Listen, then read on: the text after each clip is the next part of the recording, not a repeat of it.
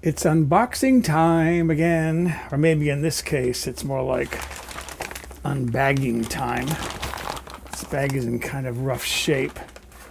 That's why I really don't care for UPS, although they usually give reliable shipping times, ETAs, expected time or date of arrival, EDAs.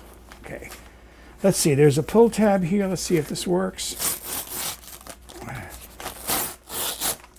It do, and now comes the difficult thing. It says a bottle of liquid in here, and I'm hoping it didn't leak. No, it didn't leak. This is called Zatarain's Shrimp Crab Boil. I've had it in the past. The bottle I had, I think, expired, and I threw it out because I wasn't going to use it. It's hot. It's spicy hot, but I have plans for this. We'll get to that later on, but first I gotta do that too. I gotta make some more of my finger licking chicken coating mix, because that's all I've got left is that little bit right there. That's all I have left. I keep the formula on the side, so I'm gonna make that. I'm gonna do another video, cooking video, that I'm gonna use some clips from that into this unboxing video. But this is what I've been waiting for. It's called Grill Bump is the brand name. Let's see, how do I get this open? Well, what I'm going to do is I'm going to move the camera, and then I'll do this open so you can see what's inside. Okay, I'm assuming this slides off, and it don't, but it's got to be an easier way to get into this. Yeah, that was easy. Toss that down there, and toss that down there. I ordered this one. It was a little bit more than some of the others, but I like the fact that it came with a storage case. Grill Bump. Okay, or maybe whatever. Okay. What did I get? Do. Oh, look at that. Some cleaning brushes. It's a meat injector. Those of you who do a lot of barbecuing, especially if you participate in competitions, you know what I'm talking about. Okay, I read the directions online. Oh, there are more brushes down there too. And then what's this thing? Oh, more O-rings. O-rings are, well, I'll explain that in a second. So, you unscrew the case, and there should be an O-ring in there. There is not. I wonder why. Oh, but there is an O-ring here. And then what I saw in the instructions is that this isn't going to slide in there very well, this O-ring. It's going to jam a little bit. So they recommended lubricating it with a little bit of oil. And I think the best oil to use is mineral oil. This is USP grade mineral oil. I have written on the side what it stands for. USP means United States Pharmacopoeia certified. It means this is refined, good enough to be taken internally. It's like food grade. And what you do is, and this oil isn't going to go rancid like olive oil or vegetable oil might over time. So you just put a drop of it on there, spread it on the O-ring, get any off the counter that's spilled, and then put that in there, slide that in there. Oh, look at that. That goes really smoothly. That's what you want. Put the top back on again, reassemble it, and now that is ready to use. And that's a very smooth action. And then there are some end parts here. Get this out. Another O-ring there, so that takes care of, there's big O-rings and there were little O-rings, and I'm sure you can buy more if necessary. And this goes on here like this. And then this has a plastic cover, a sharp needle point, right? So you can fill this up and then inject with it, right? I mean, it's a hypo. It's a big hypodermic needle. So here's the plan. I've had no success at all qualifying for a vaccine, even though I will be 70 years old in July. They say that anyone who's 65 years old or older can get a vaccine. Try and get an appointment. Try and get an appointment. California, by the way, has the worst record in all of the United States for equitable distribution of vaccines. And I take that to mean that the bulk of the vaccines are going to the rich, not to people like me. So here's what I'm thinking, right? Well, eventually I'm going to be able to buy a vaccine on Amazon. I got the hypodermic needle. Just fill it up with vaccine and then just, you know,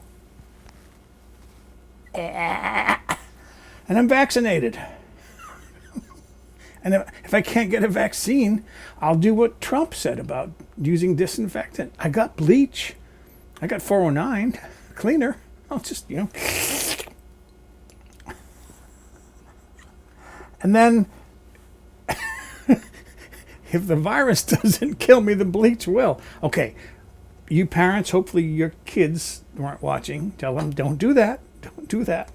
Anyways, you know what this is for. Those of you who do grilling, you inject meats with things like marinade or butter, for example. You could inject turkey breast with melted butter, right, to make it a plumper, juicier, more flavorful, more tender turkey breast, because breasts tend to dry out when you turkey breast, chicken breast. They tend to dry out. Those of you who do meat competitions, grilling competitions, I don't know what they call them, barbecue offs or something, grill offs. You can tell I don't do competitions. But you guys, you know, you do like a big piece of beef, like brisket, and then you smoke it for a quadrillion hours, and then your judge comes around and tells you whether it's any good or not. You use these things, and some of you use the industrial version where there's a hose that goes down to a 5-gallon bucket, and you're standing there with a trigger, and you're filling the meat up with this stuff. I have plans for this, and that's why I bought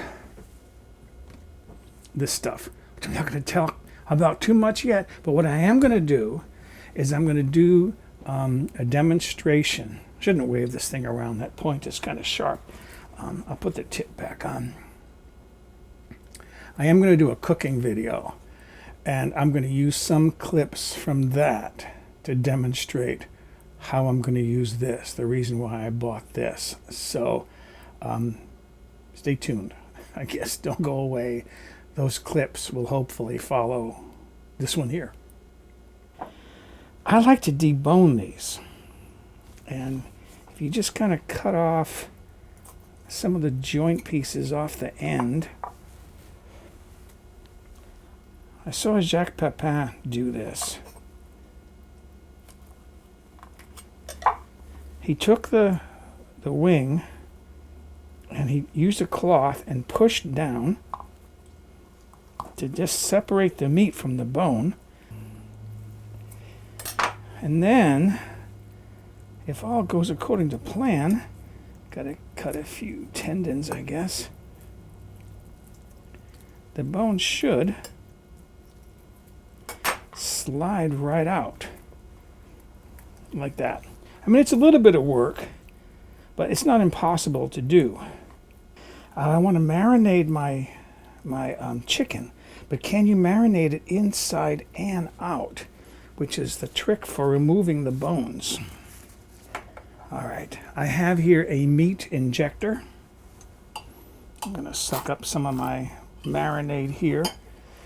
And what I'm going to try doing is putting some of it inside the meat. I'm going to go in where the bones were. Got a plastic Ziploc bag. I could leave it in the bowl to marinate, but the Ziploc bag offers me one convenience.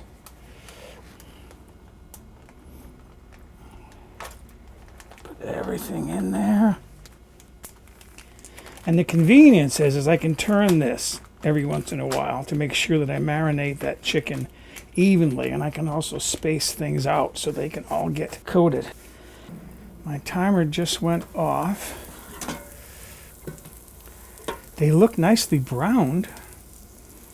All right, I'm going to arrange these on a plate. Okay, so there they are. And I can cut off maybe a little piece over here for tasting. Okay, I'm willing to brave this, but I have prepared myself. I poured myself a little glass of milk. It's actually half and half. It's got a higher fat content that could help soothe my mouth a little bit better. And someone told me that alcohol is a good solvent for capsaicin, the stuff that makes this stuff hot. So I poured myself a little glass of Bailey's Irish Cream. One way or the other, I'm going to survive this tasting.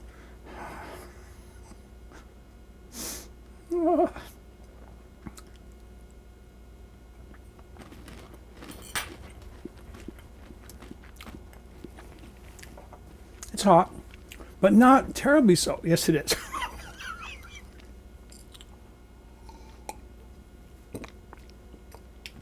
Oh.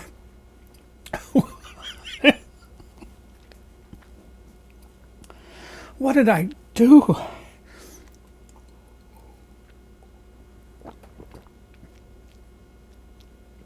Oh. Okay, now let's work on the Baileys.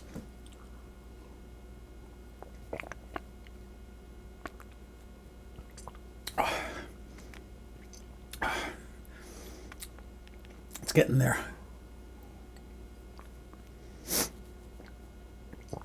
All right.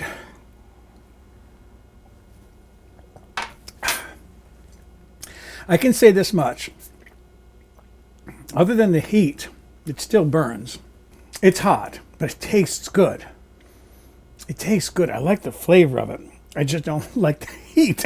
So I'm giving that to my neighbors. I'm not touching anymore.